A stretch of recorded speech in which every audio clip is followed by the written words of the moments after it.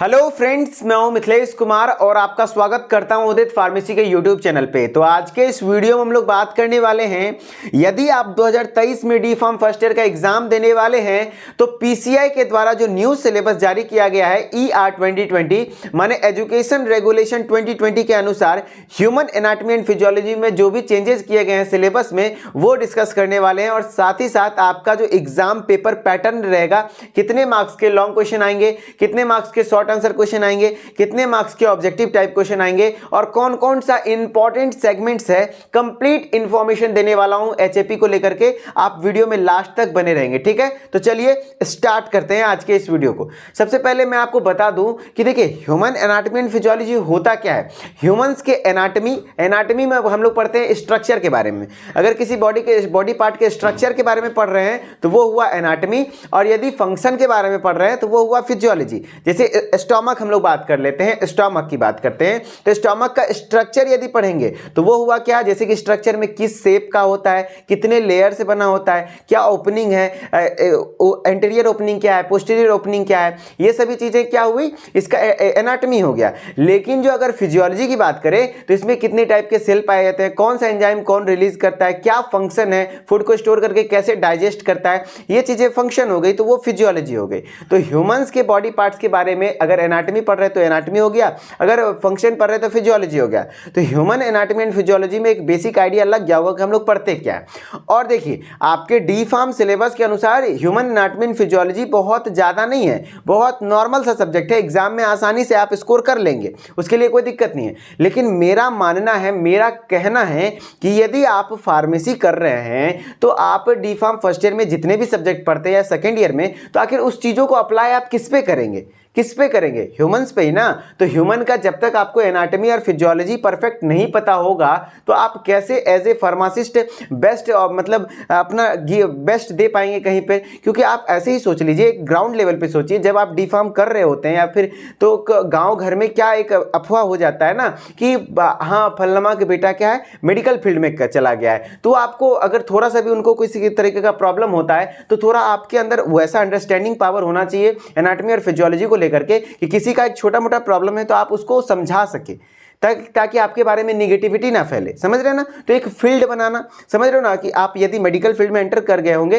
तो आप थोड़ा सा आप समझ रहे होंगे कि मेडिकल फील्ड में ना फील्ड बनाना पड़ता है, एक एरिया कवर करना पड़ता है जिसमें कि आपका पॉजिटिव इंपैक्ट पड़े। तो इसके लिए आपको ह्यूमन एनाटॉमी एंड फिजियोलॉजी को थोड़ा सा डिटेल में पढ़ना चाहिए अकॉर्डिंग टू मी। अन्यथा अगर एग्जाम के टाइम पे अगर बात करें तो हम वो पढ़ा देंगे ह्यूमन एनाटॉमी एंड फिजियोलॉजी के लाइव क्लासेस के माध्यम से, मैं खुद करवाने वाला हूँ ऐप पर, उदित फार्मेसी के ऐप पर। तो आपको उसके लिए टेंशन नहीं लेना है, एग्जाम ओरिएंटेड तो मैं पढ़ा ही दूंगा। लेकिन हाँ, अगर आप कमेंट करेंगे इस वीडियो के नीचे तो आपको मैं ह्यूमन एनाटॉमी एंड फिजियोलॉजी के कुछ टॉपिक्स जैसे ब्लड के बारे में, किडनी के बारे में, हार्ट के बारे में एक स्पेशल वीडियो बनाऊंगा यूट्यूब पे फ्री ऑफ कॉस्ट, जो कि आपके अंदर के पावर को बढ़ाएगा ना, जो कि आपके लिए पॉजिटिव फीलिंग्स देगा कि हाँ आप मेडिकल फील्ड में रियली में वर्क करना चाह रहे हैं ना, एक मेडिकल फील्ड में आप आ रहे हैं। तो ये चीजें थी शुरुआत की कुछ बातें, ये मेरा ओपिनियन है। ह्यूमन एनाटॉमी एंड फिजियोलॉजी हर एक मेडिकल स्टूडेंट्स को डीप में पढ़ना चाहिए, ठीक है। लेकिन हाँ, एग्जाम ओरिएंटेड भी मैं पढ़ाऊंगा, वो ऐप पर पढ़ाऊंगा, और जो भी है अच्छे तरीके से ऐप पर। आपको पता है कि उदित फार्मेसी के ऐप पर हम लोग first year, second year, exit exam, entrance exam हर तरीके के कोर्सेज प्रोवाइड करते हैं। और यदि सिर्फ ह्यूमन एनाटॉमी एंड फिजियोलॉजी आपको पढ़ना है तो उसका भी स्पेशल कोर्स आपको मिल जाएगा मात्र 299 रुपीज में। हर एक सब्जेक्ट का कोर्स अवेलेबल है जिसमें कि पूरे सिलेबस को, एग्जाम ओरिएंटेड सिलेबस होगा एकदम, जो कि पूरे सिलेबस को रिकॉर्डेड वीडियो लेक्चर्स के माध्यम से कवर किया हुआ रहेगा। तो आप उसको भी ट्राई कर सकते हैं, ठीक है। तो चलिए, शुरुआती 1 से 2 मिनट मैंने आपका समय लिया। आई होप कि आपको ये चीजें ठीक लगी होगी। अगर ठीक लगा है तो आप कमेंट जरूर कर दीजिए कि जी हाँ सर, एचईपी का कुछ अच्छा सीरीज चलाइए जिसमें कि इंपॉर्टेंट टॉपिक्स को मैं फ्री ऑफ कॉस्ट आप तक यूट्यूब के माध्यम से ही आपको हेल्प करूं, ठीक है।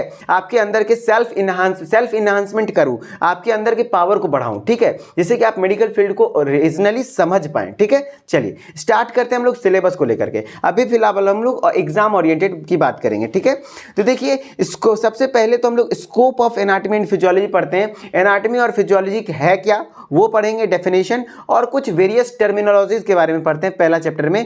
टर्मिनोलॉजी कहने के जैसे एंटीरियर क्या है, पोस्टीरियर क्या है, प्रॉक्सिमल क्या है, डिस्टल क्या है, लेटरल क्या है, हॉरिजॉन्टल क्या है, ये सभी चीज़ें, सैजिटल क्या है, मीडियल क्या है, बहुत सारे टर्म्स है। अगर थोड़ा बहुत भी पढ़े होंगे तो मेरे बात को आप रिलेट कर पा रहे होंगे, क्योंकि ये चैप्टर जिसका जब तक मजबूत नहीं होगा ना, एक बेसिक सा चैप्टर है, छोटा सा चैप्टर है, लेकिन ये चैप्टर से ही ज़्यादा हर जगह यूज होगा ना। जैसे कि आप ये देखिए, स्टोमक के एंटीरियर में क्या प्रेजेंट है, तब एंटीरियर का मतलब ही नहीं पता रहेगा तो कैसे आप क्वेश्चन करेंगे। तो सारे टर्मिनोलॉजीज के बारे में हम लोग यहीं पे पढ़ते हैं फर्स्ट चैप्टर में, ठीक है।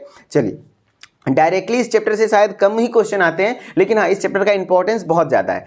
दूसरा चैप्टर है हमारा cell, structure of cell. Cell के जितने भी कंपोनेंट्स हैं और फंक्शन हैं सभी के बारे में पढ़ेंगे। जितने भी सेल ऑर्गेनेल है, माइटोकॉन्ड्रिया हो गया, गोल्जी बॉडी हो गया, एंडोप्लाज्मिक रेटिकुलम हो गया, उसका स्ट्रक्चर भी पढ़ेंगे और उसका फंक्शन भी पढ़ेंगे। एक क्वेश्चन कन्फर्म है 5 मार्क्स वाला इस सेल चैप्टर से, याद रखिएगा। टिश्यू चैप्टर के बारे में क्या पढ़ना है, tissue of the human body. Human body के टिश्यू कितने टाइप्स के होते हैं, 4 टाइप्स के। वो 4 टाइप्स पढ़ना है, epithelial, connective, muscular and nervous. और इसका जो फर्दर क्लासिफिकेशन है उसके स्ट्रक्चर्स के बारे में पढ़ना है और फंक्शन के बारे में पढ़ना है और लोकेशन के बारे में पढ़ना है, कौन सा टिश्यू कहां पर प्रेजेंट है, क्या फंक्शन है, क्या स्ट्रक्चर है, ठीक है। HAP के लिए टेंशन मत लीजिए, ह्यूमन एनाटॉमी एंड फिजियोलॉजी के लिए मैं खुद आपको बहुत अच्छे तरीके से करवाऊंगा और दावा करता हूं कि अभी तक आप HAP इस तरीके से कहीं नहीं पढ़े होंगे, ठीक है। तो एक बार आप कमेंट जरूर कर दीजिएगा एक अच्छा सा कि हाँ, इस तरीके के सीरीज को मैं यूट्यूब पे फ्री ऑफ कॉस्ट लाऊं या ना लाऊं। और हाँ, अगर आप हमसे लाइव पढ़ना चाहते हैं तो ऐप पर आइए, वहां पे हम लोग एग्जाम ओरिएंटेड बहुत अच्छे तरीके से पढ़ेंगे, कोई दिक्कत वाली बात नहीं है। जितना पढ़ा दूंगा उससे बाहर कुछ क्वेश्चन नहीं आएगा, ठीक है। तो इसके लिए टेंशन नहीं लेना है। नेक्स्ट हम लोग क्या है, चौथे नंबर चैप्टर में ईसस सिस्टम। देखिए, ईसस सिस्टम को हम लोग पहले पढ़ते थे स्केलेटल सिस्टम। तो स्केलेटल सिस्टम बोले, ईसस सिस्टम बोले, बात बराबर है, जिसमें कि हम लोग अपने बोन्स के बारे में पढ़ते हैं। तो structure and function of bones के बारे में, बोन्स को हम लोग एक्सियल स्केलेटन, देखिए बीचों बीच है, एक्सिस के अकॉर्डिंग है तो वो एक्सियल स्केलेटन हो गया, और हमारा हाथ पैर हो गया वो सब क्या है, अपेंडिकुलर स्केलेटन के अंतर्गत आता है। तो आप एक्सियल स्केलेटन में हम लोग बात करेंगे, एक्सियल स्केलेटन में बात करेंगे, फिर अपेंडिकुलर स्केलेटन की बात करेंगे, उसके क्लासिफिकेशन का बात करेंगे, types and movements of joints, joints के टाइप्स के बारे में पढ़ेंगे, जैसे बॉल एंड सॉकेट जॉइंट होता है, पाइवोट जॉइंट होता है, हिंज जॉइंट होता है, और भी डिफरेंट टाइप्स ऑफ जॉइंट्स होते हैं। डिसऑर्डर्स के ऑफ जॉइंट्स, जॉइंट्स के डिसऑर्डर जैसे कि अर्थराइटिस होता है, ये सब डिसऑर्डर्स ऑफ जॉइंट्स है ना। तो सारे डिसऑर्डर्स के बारे में भी थोड़ा बहुत पढ़ना है, ठीक है। चलिए, अब हम लोग 5वें नंबर चैप्टर में बात करते हैं हीमोपोएटिक सिस्टम। हीमो वर्ड जहां भी आ जाए वो किससे रिलेटेड होता है, ब्लड से रिलेटेड होता है। तो यहाँ पे ब्लड सर्कुलेटरी सिस्टम के बारे में बात करेंगे। सबसे पहले composition and function of blood, blood का कंपोजिशन क्या है, फंक्शन क्या है, वो पढ़ेंगे।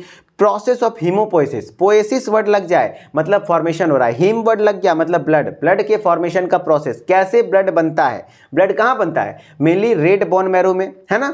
बोन मैरो किसको कहते हैं, यदि आप जानते होंगे, जैसे कि ये लॉन्ग बोन है, लॉन्ग बोन के बीच में बड़ी वाली हड्डी, जैसे मुर्गा का लेग पीस खाए हैं तो लेग पीस का बड़ा वाला हड्डी है ना, उसके बीच में खाली स्पेस होता है, यहाँ पे भरा होता है ना, तो इसी स्पेस को हम लोग क्या कहते हैं, बोन मैरो, वहीं पे तो ब्लड का फॉर्मेशन होता है ना।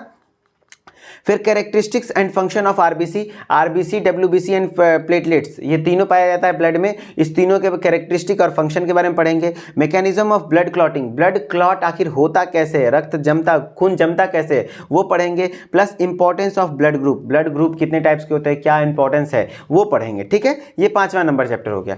अब हमारा 6ठा नंबर चैप्टर हो गया लिम्फेटिक सिस्टम। लिम्फेटिक सिस्टम में हम लोग लिम्फ के बारे में पढ़ेंगे, लिम्फेटिक सिस्टम के कंपोजिशन के बारे में पढ़ेंगे, फंक्शन, फॉर्मेशन। देखिए, लिम्फेटिक सिस्टम हमारे इम्यून रिस्पांस के लिए हेल्पफुल होता है, हमारे इम्यून सिस्टम को मजबूत करता है, ठीक है। और इसके structure and functions of spleen और लिम्फ नोड के बारे में, लिम्फ नोड और स्प्लीन के स्ट्रक्चर और फंक्शन दोनों के बारे में पढ़ना है, ठीक है। अब 7वां नंबर चैप्टर आता है cardiovascular system. Cardiovascular system, cardio word का मतलब क्या होता है, देखिए ह्यूमन एनाटॉमी एंड फिजियोलॉजी जब भी मैं पढ़ाऊंगा तो आपको एक कॉमन टर्म दूंगा। कार्डियो वर्ड जहां भी यूज हो जाए मतलब क्या है, हार्ट की बात कर रहे हैं। हीमो वर्ड जहां भी हो जाए ब्लड की बात कर रहे हैं। तो इस तरीके से एक वर्ड से आप कई सारी चीजें सीख सकते हैं। तो कार्डियोवास्कुलर सिस्टम जैसे आ गया मतलब हार्ट के बारे में बात है, तो anatomy and physiology of heart पढ़ेंगे। पहले हार्ट का एनाटॉमी पढ़ेंगे, क्या स्ट्रक्चर है, जैसे हार्ट के बाहरी कवरिंग को पेरिकार्डियम कहते हैं। फिर फिजियोलॉजी क्या है, किस तरीके से हार्ट बीट करता है, ऐसे नोड का फंक्शन क्या है, एबी नोड का फंक्शन क्या है, हर चीजें बात करेंगे। सिस्टोलिक प्रेशर क्या है, डायस्टोलिक प्रेशर क्या है, सिस्टोल करता है तो क्या होता है, डायस्टोल करता है तो क्या होता है, ये सब चीजें पढ़ना है। ब्लड वेसल्स एंड सर्कुलेशन, देखिए डरना नहीं है, मैं काफी सारी चीजें इसमें बता रहा हूं। एग्जाम ओरिएंटेड मैं लाइव क्लासेस में पढ़ाऊंगा उदित फार्मेसी ऐप पर, लेकिन हाँ थोड़ा सा नॉलेज के लिए मैं कई बार समझाने की कोशिश कर रहा हूँ, एनाटॉमी एंड फिजियोलॉजी आपका स्ट्रांग होना चाहिए, क्योंकि आप मेडिकल फील्ड के स्टूडेंट हैं, और मेडिकल फील्ड का स्टूडेंट चाहे वो एमबीबीएस कर रहा हो या फिर फार्मेसी कर रहा हो, गाँव के मतलब जितने भी आपके रिलेटिव्स होंगे उनका एक्सपेक्टेशन आपसे यही होगा कि आपको थोड़ा बहुत ह्यूमन बॉडी के बारे में तो पता होना ही चाहिए, है कि नहीं। तो इसलिए मैं बोल रहा हूँ ऐसा। पल्मोनरी, मेरे बात को यदि रिलेट कर पा रहे होंगे तो आप समझ पाएंगे, ठीक है, क्योंकि मैंने ऐसा खुद फील करा है। Pulmonary, coronary and systemic circulation की बात करें तो ब्लड सर्कुलेशन तीनों टाइप्स का पढ़ना है। पल्मोनरी सर्कुलेशन क्या होता है, कोरोनरी सर्कुलेशन क्या होता है, सिस्टेमिक सर्कुलेशन क्या होता है, वो तीनों के बारे में पढ़ना है। कार्डियक साइकिल क्या होता है वो पढ़ना है। हार्ट साउंड क्या होता है, लब डब, याद है लब कब आता है, डब कब आता है साउंड, वो चीज़ें पढ़ना है। बेसिक्स ऑफ ईसीजी, ईसीजी के बारे में ज़्यादा नहीं पढ़ना है, हाँ थोड़ा बहुत ईसीजी के बारे में, PQRST, पी वेव क्या है, QRST वेव क्या है, QRST कॉम्प्लेक्स क्या होता है, टी वेव क्या होता है, वो सब चीज़ें के बारे में थोड़ा बहुत पढ़ना है। फिर ब्लड प्रेशर क्या होता है और इसका रेगुलेशन कैसे कर सकते हैं वो चीज़ें पढ़ना है 7th नंबर चैप्टर में, इतना सारा चीज़ है। अब 8 नंबर चैप्टर में क्या है, रेस्पिरेटरी सिस्टम। रेस्पिरेटरी सिस्टम में आपको anatomy and physiology, anatomy of respiratory organs, respiratory organ हमारा क्या है, लंग्स है ना, लंग्स, नोज, ये सब रेस्पिरेटरी ऑर्गन है, उसके फंक्शन के बारे में पढ़ेंगे। फिर regulation and mechanism of respiration, किस तरीके से आप एयर इन कर रहे हैं, एयर आउट कर रहे हैं, उसके मैकेनिज्म के बारे में पढ़ेंगे। फिर रेस्पिरेटरी वॉल्यूम्स, जैसे टाइडल वॉल्यूम हो गया, इंस्पिरेटरी रिजर्व वॉल्यूम हो गया, टोटल लंग कैपेसिटीज हो गया, कैपेसिटीज ऑफ डेफिनेशंस, ये सभी सारी चीज़ों के बारे में पढ़ेंगे, ठीक है। ये हो गया रेस्पिरेटरी सिस्टम। अब बात करते हैं डाइजेस्टिव सिस्टम, जिसमें कि anatomy and physiology of GIT, gastro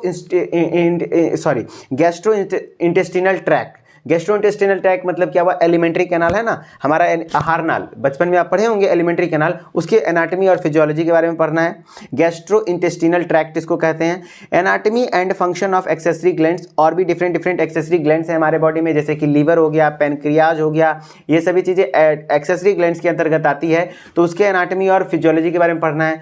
फिर फिजियोलॉजी ऑफ डाइजेशन, डाइजेशन का फिजियोलॉजी, आखिर डाइजेशन होता कैसे वो पढ़ना है, और फिर एब्जॉर्प्शन कैसे होता है वो भी पढ़ना है, ठीक है। फिर हम लोग बात करते हैं स्केलेटल मसल्स की। अब यहाँ पे मस्कुलर सिस्टम की बात करें, स्केलेटल मसल वो होता है, थोड़ा सा मैं बता दूं, जो कि वॉलंटरी मसल होता है, जो कि मेरे इच्छा से, जैसे कि जो स्केलेटल से जुड़ा हो, जैसे कि जो स्केलेटल मतलब क्या हुआ, हड्डी, हड्डी से जुड़े हुए मसल को हम लोग क्या कहते हैं, स्केलेटल मसल। जो कि हमारे जैसे हाथ का जुड़ा हुआ मसल है ना, तो इसको हम लोग क्या करते हैं, कॉन्ट्रैक्ट रिलैक्स कर सकते हैं अपने मन पे, उंगली का, हाथ का मसल हो गया, इधर का मसल हो गया, घुमा सकते हैं मुंडी वुंडी, ये सब मसल्स क्या है, वॉलंटरी है। लेकिन इनवॉलंटरी मसल होता है कौन सा, स्मूथ मसल, जैसे कि आपका स्टोमक, इंटेस्टाइन, आप चाह सकते हैं अपने पेट को मन करे मचोड़ दे या फिर दाब दे, फैला दे, ऐसा नहीं कर सकते ना, क्योंकि वो इनवॉलंटरी है, तो वो स्मूथ मसल होता है। तो स्मूथ मसल आपको पढ़ना है टिश्यू चैप्टर में, लेकिन स्केलेटल मसल पे थोड़ा डिटेल में पढ़ना है, हिस्टोलॉजी पढ़ना है, फिजियोलॉजी ऑफ मसल कॉन्ट्रैक्शन, किस तरीके से मसल कॉन्ट्रैक्ट करता है, disorders of skeletal muscles, skeletal muscle के कुछ डिसऑर्डर्स के बारे में पढ़ना है चैप्टर नंबर 10 में।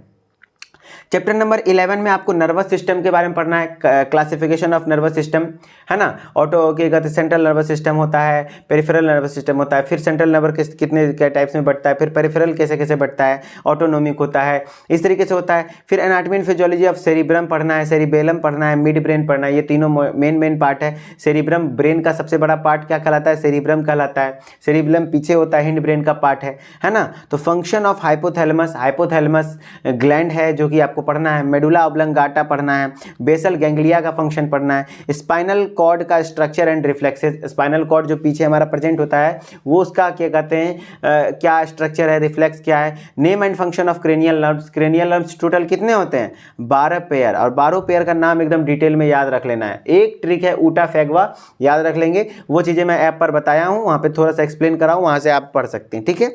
Anatomy and physiology of sympathetic and parasympathetic nervous system, anatomy and physiology के ANS के बारे में पूरा पढ़ना है, जिसमें कि पैरासिम्पैथेटिक आता है, सिंपैथेटिक आता है, ठीक है। 12वां नंबर चैप्टर है हमारा sense organs, anatomy and physiology का सेंस ऑर्गन, जैसे कि आई के बारे में 5 सेंस ऑर्गन है, आपको पता होना चाहिए, आई, ईयर, स्किन, ये तीनों है, फिर 2 है टंग और नोज, इस पांचों के बारे में पूरा अच्छे से पढ़ना है।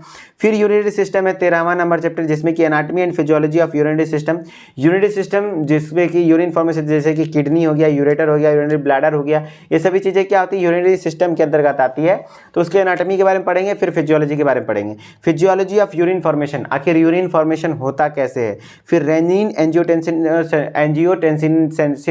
सिस्टम, तो रेनिन और एंजियोटेंसिन किस तरीके से मिलकर वर्क करता है, वो कैसे हमारे बॉडी के लिए हेल्पफुल होता है वो पढ़ना है। फिर clearance test and micturition, clearance test और मिक्सचुरेशन के बारे में पढ़ना है। जो यूरिन पास आउट होता है वो मिक्सचुरेशन कहलाता है, ठीक है।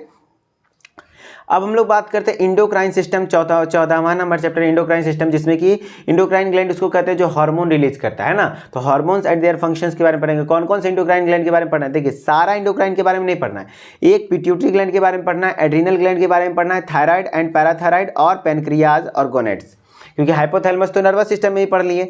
तो ये सारे इंडोक्राइन ग्लैंड्स के बारे में पढ़ना है, इसी से क्वेश्चन आएगा, जो पीसीआई में लिखा हुआ है उसी से क्वेश्चन आएगा, ठीक है।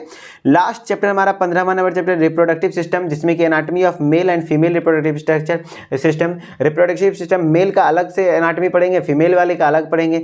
फिर फिजियोलॉजी ऑफ मेंस्ट्रुएशन, मेंस्ट्रुएशन पे तो हर साल लगभग अल्टरनेट ईयर में क्वेश्चन आते हैं, तो ये इंपॉर्टेंट टॉपिक भी है कि जो मासिक चक्र होता है, महीना होता है, पीरियड होता है, उसका फिजियोलॉजी क्या है, 4 फेजेज होते हैं, किस प्रकार से फेजेज में बांटा जाता है वो चीजें पढ़ना है।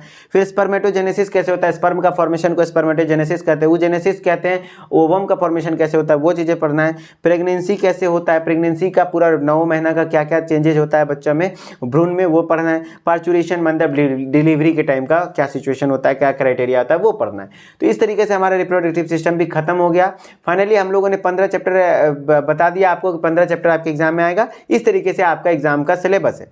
अब बात करते हैं कि आपका एग्जाम पेपर पैटर्न क्या रहने वाला है। तो 100 मार्क्स का आपका थ्योरेटिकल एग्जाम होगा, जिसमें कि 20 मार्क्स आपके एग्जाम कॉलेज पर डिपेंड करेगा, इंटरनल एग्जाम या फिर सेशनल एग्जाम पर। आप जो 80 मार्क्स बचा, उस 80 मार्क्स के लिए आपका 3 घंटे का एक एग्जाम होगा।